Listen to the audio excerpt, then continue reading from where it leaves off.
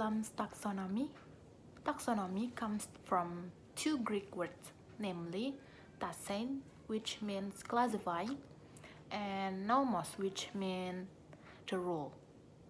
So, taxonomy means a classification hierarchy based on basic principles or rules. This term was later used by Benjamin Samuel Bloom, an educational psychologist who conducts research and development on thinking skills in the learning process. So, Bloom's taxonomy is a hierarchical structure that identifies skill ranging from low to high levels. Discussion: learning objectives in cognitive intellectual domain, or according to Bloom, are all activities involving the brain which are divided into 6 levels according to the lowest to the highest level, which is symbolized by C or cognitive. There are C1, knowledge; C2, understanding or comprehension; C3, application; C4, analysis; C5, synthesis; and the last is C6, evaluation. In 1994, one of Bloom's students, Lauren Anderson Cradwell, and psychologistic The Flow of Cognitivism improves Bloom's taxonomy to suit the progress of the times. The result of these improvements were published in 2001 under the name Revised by Bloom's Taxonomy. Revision is only done in the cognitive realm. The revision includes change keywords from noun to verb for each taxonomy level. Change also occur at all hierarchical levels, but the order of levels is still the same, from lowest to highest. The fundamental changes are located at level 5 and 6. This change can be explained as follows. Remembering or C1. Remembering category is retrieving the required knowledge from a student's long-term memory. Two cognitive processes relate to this category are realizing or recognizing and recalling. Types of knowledge are factual knowledge, conceptual, procedural, and metacognitive knowledge. Next is understanding or C2.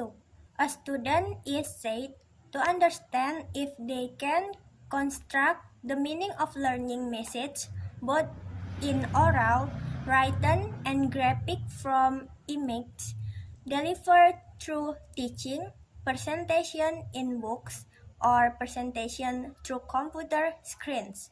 Learners can understand if they connect the new knowledge they are learning with the knowledge they already have.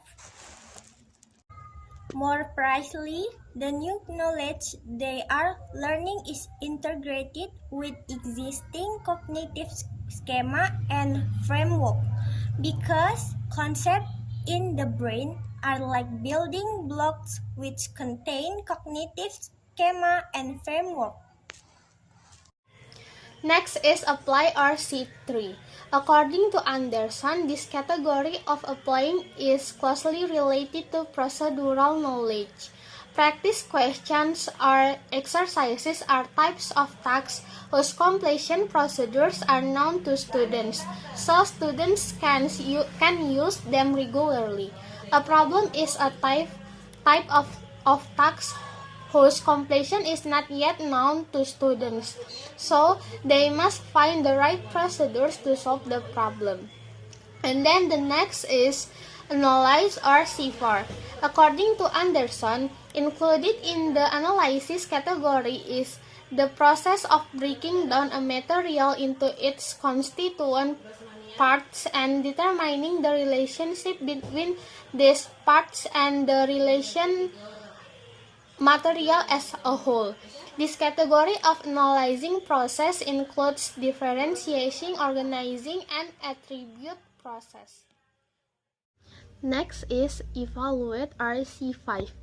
The evaluation category is defined as the act of making judgment based on certain criteria and standards.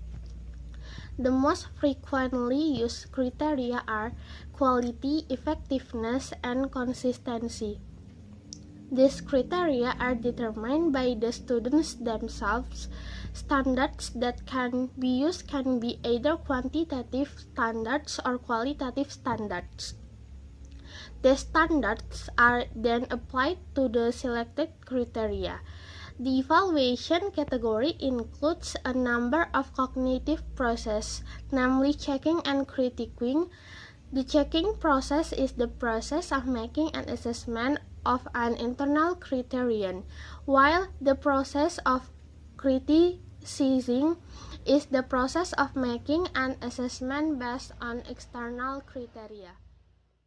The next level is create or C6, the process of arranging a certain number of elements into a coherent or functional whole.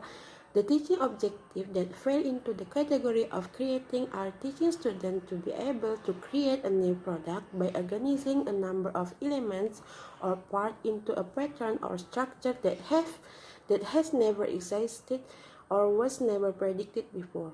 Cognitive processes that fall into this category are usually also coordinated with the learning experiences that have been previously owned by students. Although this category of creating requires a creative mindset on the part of students, this creative mindset is not only completely free from the demands or limitations that have been determined in a teaching lesson or the limitations in occur in certain situations. The next is conclusions. So the conclusion of this material is the history of Bloom's taxonomy began in the early 1950s at the American Psychologists Association conference.